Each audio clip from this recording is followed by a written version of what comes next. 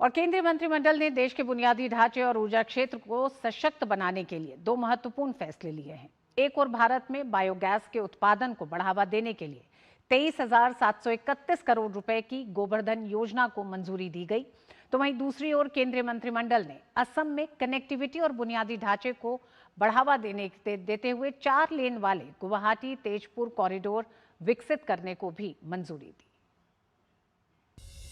देश में बायोगैस के उत्पादन को बढ़ावा देने के लिए मोदी सरकार ने 23,731 करोड़ रुपए की गोवर्धन योजना को मंजूरी दी है।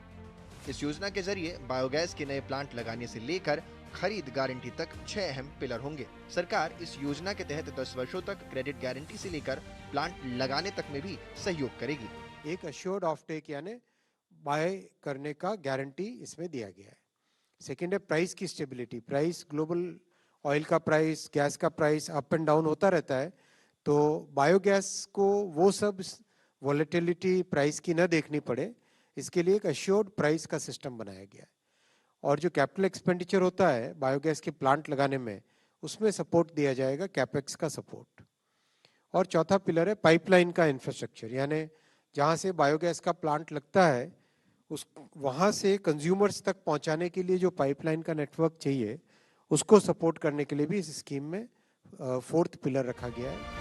एक अन्य अहम फैसले में पूर्वोत्तर में कनेक्टिविटी को मजबूती देने के लिए असम में NH 15 पर 135.87 किलोमीटर लंबे गुवाहाटी तेजपुर कॉरिडोर को मंजूरी दी गई है।